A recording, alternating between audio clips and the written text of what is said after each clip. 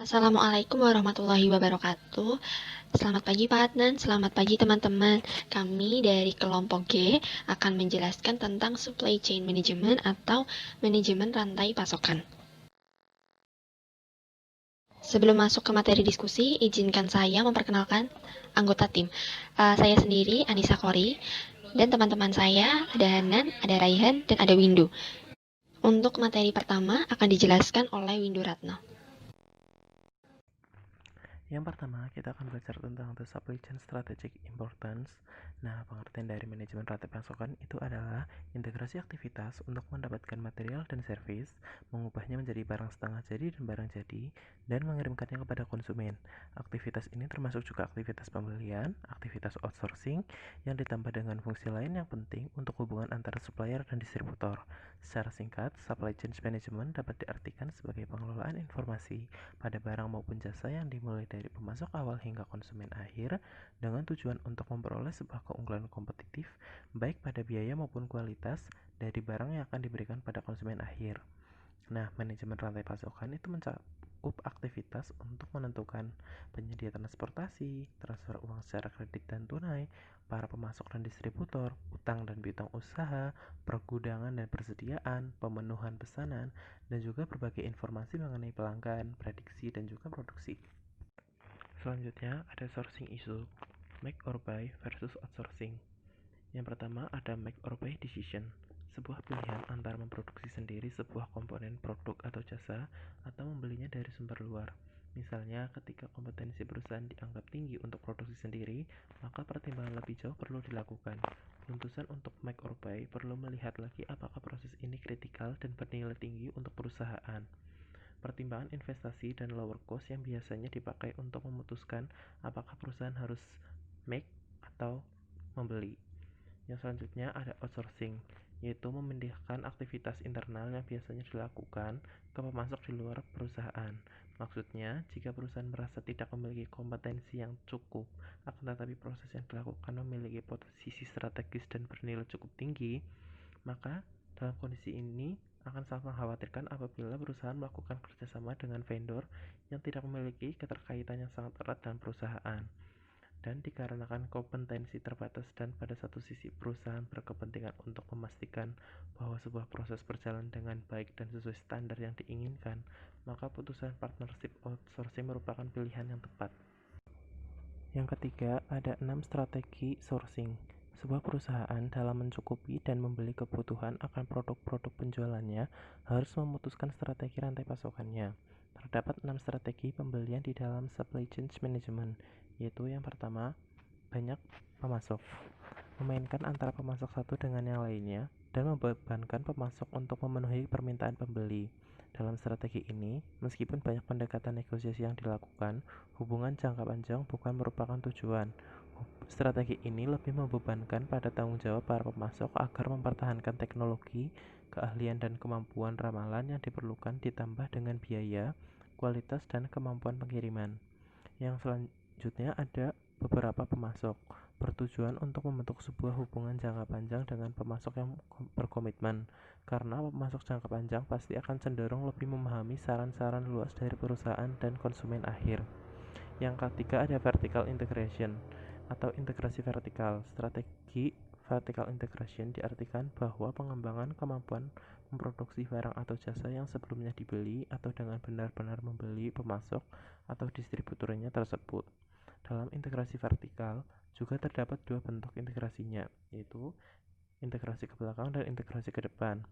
Yang integrasi ke belakang itu mengusulkan bahwa perusahaan membeli para pemasoknya, sedangkan integrasi ke depan mengusulkan bahwa perusahaan membuat barang jadi. Yang keempat ada Keiretsu Network atau jaringan Keiretsu. Perusahaan membuat sebuah hubungan jangka panjang dengan mendukung pemasok secara finansial melalui kepemilikan atau pinjaman. Oleh sebab itu, pemasok yang memiliki perusahaan diharapkan dapat berfungsi sebagai mitra, menularkan keahlian teknis dan mutu produksi yang stabil pada perusahaan. Yang kelima, ada virtual companies atau perusahaan virtual. Perusahaan mengandalkan berbagai hubungan pemasok untuk memberikan pelayanan pada saat diperlukan. Dan dalam perusahaan maya ini, batasan organisasinya tidak tetap dan bergerak sehingga Dengan adanya hubungan ini dapat memberikan berbagai pelayanan jasa meliputi pembayaran gaji, pengangkatan pegawai, perencanaan produk, atau pendistribusian produk. Yang keenam, ada joint venture. Perusahaan melakukan penggabungan untuk menambahkan kemampuan dan keterampilan dalam bidang teknologi maupun strategi. Perusahaan patungan dilakukan untuk menjaga persediaan atau mengurangi biaya. Contohnya seperti perusahaan Daimler dan juga BMW yang melakukan strategi ini dengan tujuan untuk meningkatkan dan kemampuan standar dari komponen otomotif. Yang keempat ada supply chain risk. Memiliki banyak pemasok membuat ketergantungan baik dengan pemasok maupun konsumen, dan adanya resiko dari kedua belah pihak. Resiko ini adalah gabungan dari globalisasi dan kompleksitas logistik. Yang pertama ada risk and mitigation tactic. Pengembangan rencana strategis yang sukses untuk manajemen rantai pasokan membutuhkan penelitian yang cermat, penelitian menyeluruh atas risiko yang terlibat, dan perencanaan inovatif. Perusahaan perlu fokus tidak hanya pada pengurangan potensi gangguan, tetapi juga pada bagaimana mempersiapkan respon terhadap peristiwa negatif yang tak terhindarkan. Rantai pasokan yang fleksibel dan aman, serta asuransi yang memadai terhadap berbagai gangguan adalah permulaan. Mereka juga dapat memilih untuk mendiversifikasi basis pemasok mereka dengan menggunakan berbagai sumber untuk komponen penting. Sumber saling mewakili teknik hibrid ini, di mana dua pemasok masing-masing menyediakan komponen yang berbeda, tetapi mereka memiliki kemampuan untuk memproduksi komponen satu sama lain. Nah, untuk selengkapnya, untuk tabel dan taktik dan resiko rantai pasokan itu ada dalam buku. Yang kedua ada security and GIT. Inovasi teknologi dalam rantai pasokan meningkatkan keamanan dan manajemen inventaris, membuat logistik lebih andal. Teknologi sekarang mampu mengetahui lokasi konten dan kondisi truk dan kontainer. Perangkat baru bahkan dapat mendeteksi segel kontainer yang rusak. Detektor gerak juga dapat dipasang di dalam wadah. Sensor lain merekam data interior termasuk suhu, guncangan, radioaktivitas, dan apakah wadah bergerak. Melacak kontainer yang hilang, mengidentifikasi penundaan, atau hanya mengingatkan individu dalam rantai pasokan bahwa pengiriman sedang dalam perjalanan. Ini akan membantu mempercepat pengiriman. Mengelola rantai pasokan terintegrasi. Ketika manajer bergerak menuju integrasi rantai pasokan, efisiensi substansial dimungkinkan. Siklus material saat mereka mengalir dari pemasok ke produksi, ke pergudangan, ke distribusi, ke pelanggan terjadi di antara organisasi yang terpisah dan seringkali sangat independen. Ini dapat mengarah pada tindakan yang mungkin tidak mengoptimalkan seluruh rantai. Selanjutnya ada 3 masalah yang mempersulit pengembangan rantai pasokan yang efisien dan terintegrasi, yaitu pengoptimalan lokal, insentif, dan lot yang besar. Yang pertama adalah pengoptimalan lokal. Anggota rantai cenderung fokus dan memaksimalkan keuntungan lokal atau meminimalkan biaya langsung berdasarkan pengetahuan mereka yang terbatas. Yang kedua ada insentif, yaitu termasuk insentif penjualan, diskon kuantitas, kuota, dan promosi. Insentif mendorong barang dagangan ke dalam rantai untuk penjualan yang belum terjadi. Yang ketiga ada lot yang besar. Seringkali terdapat bias terhadap lot besar karena lot besar cenderung mengurangi biaya per unit. Seorang manajer logistik ingin mengirimkan banyak barang, sebaiknya dengan truk penuh. Dan manajer produksi ingin produksi berjalan lama. Kedua tindakan tersebut menurunkan biaya pengiriman dan produksi unit, tetapi keduanya meningkatkan biaya penyimpanan dan gagal mencerminkan penjualan yang sebenarnya. Yang selanjutnya adalah peluang dalam mengelola rantai pasokan terintegrasi. Peluang untuk manajemen yang efektif dalam rantai pasokan mencakup 10 item berikut. Yang pertama ada data tarik yang akurat. Ini berarti menggunakan sistem POS yang mengumpulkan data penjualan dan kemudian menyesuaikan data tersebut untuk faktor pasar, inventaris yang ada, dan pesanan yang beredar. Dan yang kedua adalah pengurangan ukuran lot. Ukuran lot dikurangi melalui manajemen yang agresif. Ini mungkin termasuk pengembangan pengiriman ekonomis kurang dari banyak muatan truk, dan mengurangi biaya pemesanan melalui teknik seperti standing order dan berbagai dalam bentuk pembelian elektronik. Dan yang ketiga adalah pengendalian isi ulang. Satu tahap pengendalian pengisian berarti menunjuk seseorang anggota dalam rantai tersebut yang bertanggung jawab untuk memantau dan mengelola inventaris dalam rantai pasokan berdasarkan tarikan dari pengguna akhir. Dan yang keempat ada inventaris yang dikelola vendor. Itu berarti penggunaan pemasok lokal untuk memelihara inventaris bagi produsen atau pengecer. Dan yang kelima ada perencanaan kolaboratif, peramalan, dan penambahan. Itu adalah upaya lain untuk mengelola inventaris dalam rantai pasokan. Dan yang keenam adalah blanket order. Adalah pesanan yang tidak terpenuhi dengan vendor dan juga disebut pesanan terbuka atau pesanan tidak lengkap. Dan yang ketujuh adalah standarisasi. Itu termasuk bagian pembelian yang harus melakukan upaya khusus untuk meningkatkan tingkatan standarisasi. Dan yang ke-8 adalah penundaan. Penundaan menahan modifikasi atau penyesuaian apapun pada produk pembuatnya tetap umum selama mungkin. Konsepnya adalah meminimalkan variasi internal sekaligus memaksimalkan variasi eksternal. Dan yang ke-9 adalah pemesanan elektronik dan transfer. Dana pemesanan elektronik dan transfer bank adalah pendekatan tradisional untuk mempercepat transaksi dan mengurangi dokumen. Dan yang terakhir ke-10 adalah pengiriman drop dan pengiriman kemasan. Khusus dropshipping berarti pemasok akan mengirim langsung ke konsumen akhir, bukan ke penjual, menghemat waktu dan biaya pengiriman ulang. Membangun basis supply.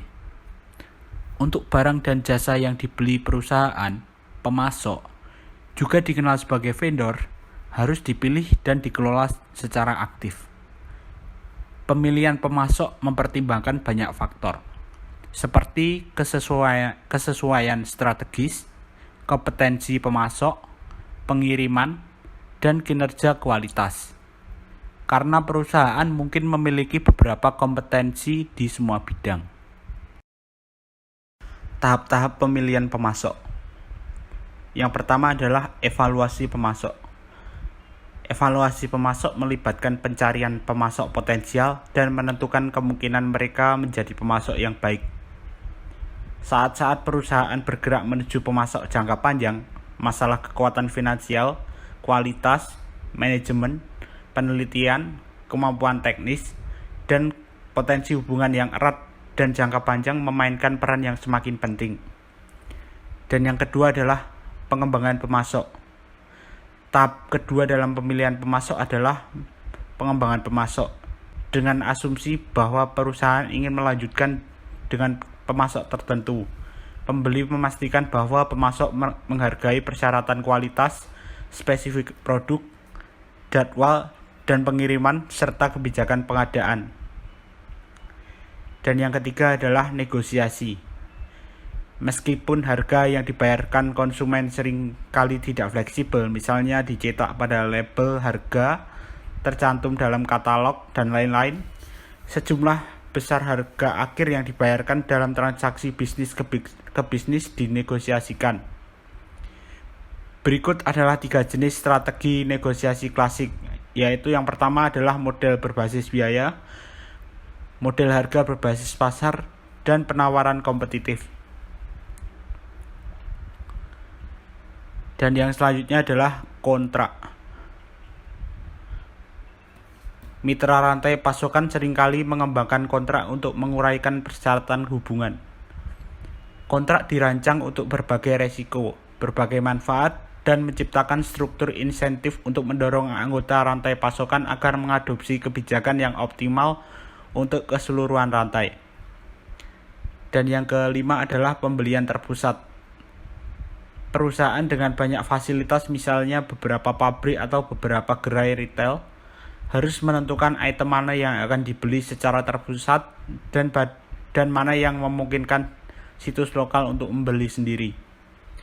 Dan yang terakhir, yang keenam adalah apportionment, yaitu mempercepat pembelian, mengurangi biaya, dan mengintegrasikan rantai pasokan. Ini mengurangi rentetan dokumen tradisional dan pada saat yang sama menyediakan personel pembelian dengan database pemasok, pengiriman, dan data kualitas yang ekstensif. Manajemen logistik. Aktivitas pengadaan dapat digabungkan dengan berbagai aktivitas pengiriman, pergudangan, dan inventaris untuk membentuk sistem logistik. Tujuan dari manajemen logistik adalah untuk mendapatkan efisiensi operasi melalui integrasi semua aktivitas akuisisi, pergerakan, dan penyimpanan material. Ketika biaya transportasi dan persediaan cukup besar, baik pada sisi input maupun output dari proses produksi, penekanan pada logistik mungkin tepat. Dalam manajemen logistik terdapat yang pertama adalah sistem pengiriman, kedua adalah pergudangan, dan yang terakhir ketiga adalah logistik pihak ketiga. Yang pertama adalah sistem pengiriman. Perusahaan menyadari bahwa pengangkutan barang ke dan dari fasilitas mereka dapat mewakili sebanyak 25% dari biaya produk. Karena biaya tinggi ini, perusahaan secara konstan mengevaluasi alat pengapalan mereka.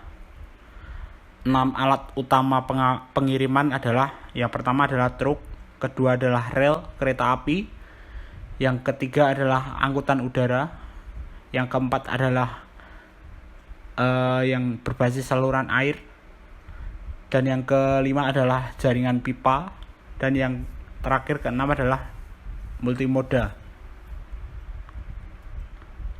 Yang selanjutnya adalah pergudangan.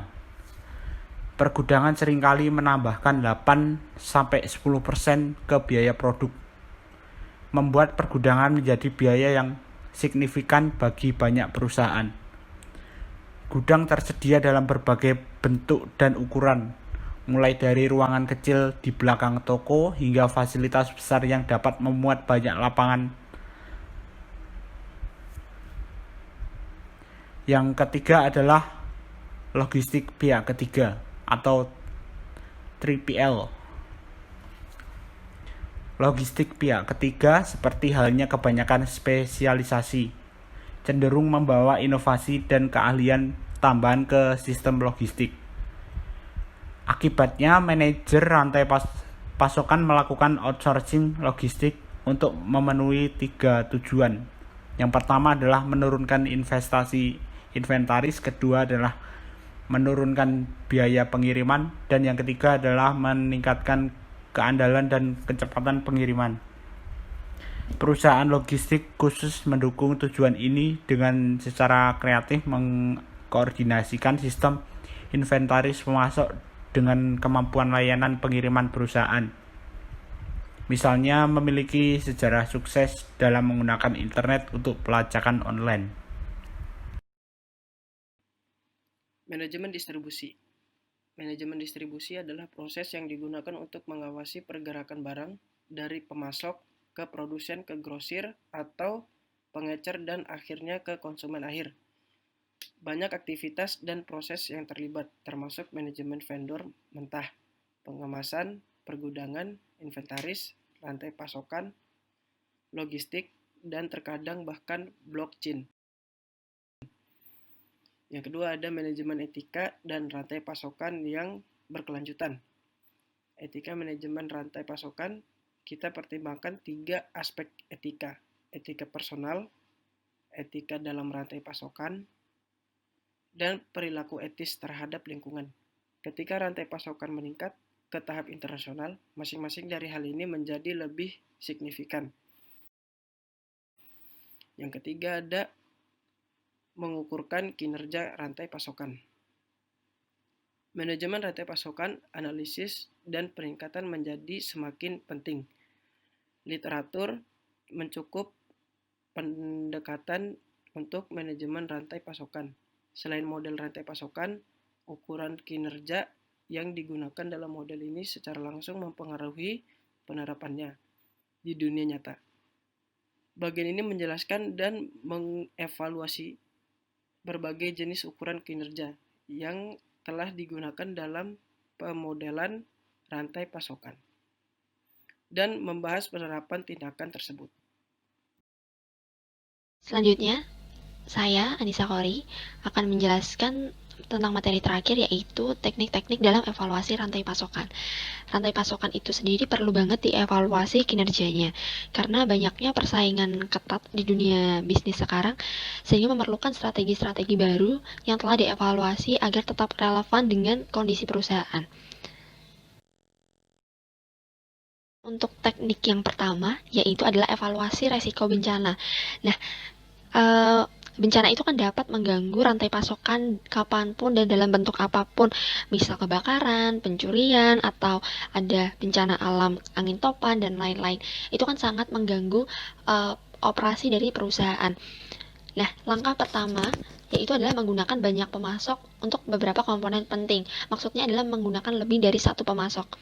Untuk apa? Untuk mengurangi resiko total gangguan pasokan. Nah, yang kedua adalah membuat pohon keputusan. Fungsinya untuk apa? Untuk memilih pemasok berdasarkan resikonya. Jadi bisa dipertimbangkan harus pilih satu pemasok kah, atau 2, atau 3 gitu. Nah, ini adalah contoh pohon keputusan yang kami ambil dari buku acuan, bukunya Hazer and Render. Nah, di pohon keputusan ini itu menandakan berapa sih yang harus diambil perusahaan, pemasoknya harus berapa gitu.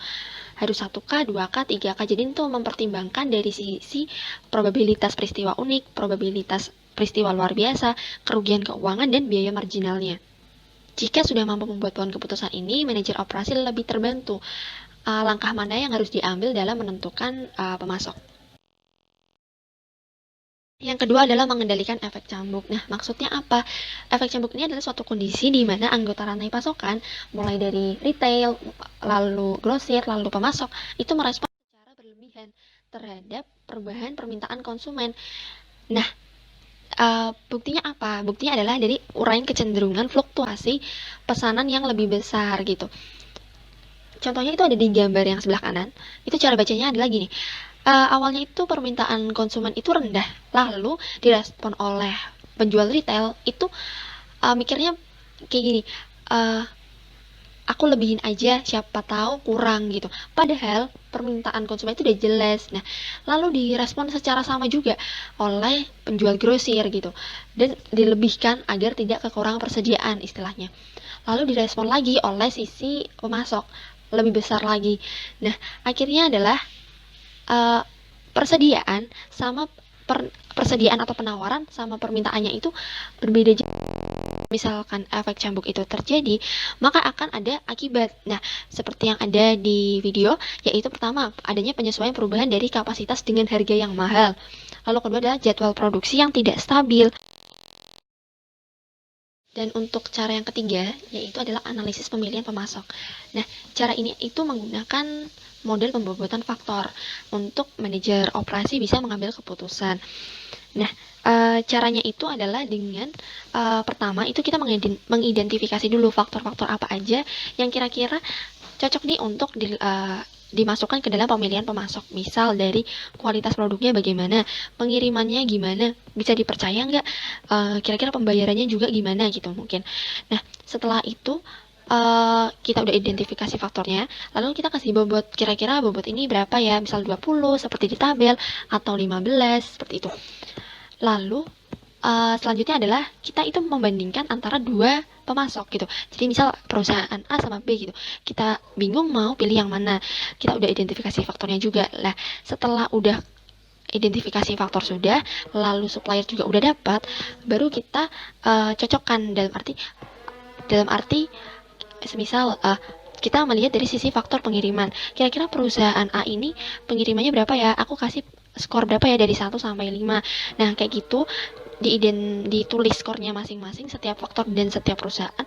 Lalu selanjutnya adalah mengalihkan dari sisi bobot faktor tadi dengan skor perusahaan. Nah, setelah dikalikan nanti ketemu hasil dan ditotal.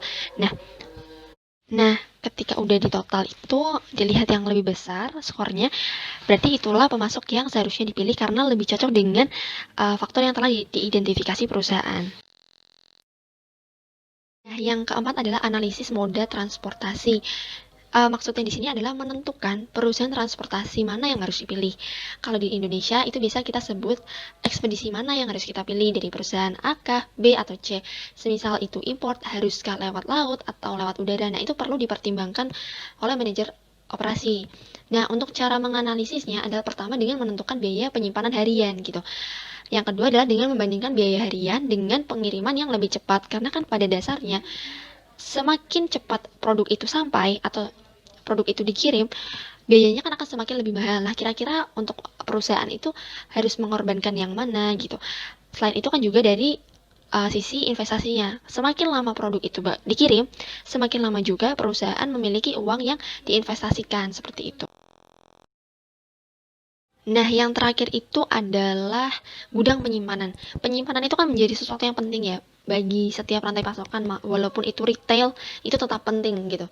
Nah, dalam praktiknya, penyimpanan yang tepat pada masing-masing barang itu juga diperlukan gitu, agar efisiensi itu meningkat. Nah, itu adalah contoh gambar gudang. Saya kasih contoh seperti ini. Semisal perusahaan tekstil. Perusahaan tekstil itu kan kalau mau membuat suatu pakaian, itu kan membutuhkan kain iya, benang, ataupun kancing gitu, dan ornamen-ornamen lainnya. Nah, untuk menyimpannya itu gimana biar efektif? Kira-kira kalau kain itu disimpan di blok yang mana? Di blok 1 kah, 3, atau 5, atau 7, atau mana gitu. Nah, analisis ini atau perhitungan ini itu diperlukan untuk manajer operasi biar gudang itu menjadi tempat yang efisien gitu. Sekian penjelasan melalui video dari kami, kurang lebihnya mohon dimaafkan. Terima kasih atas perhatian dan waktu yang telah diberikan. Sekian, wassalamualaikum warahmatullahi wabarakatuh.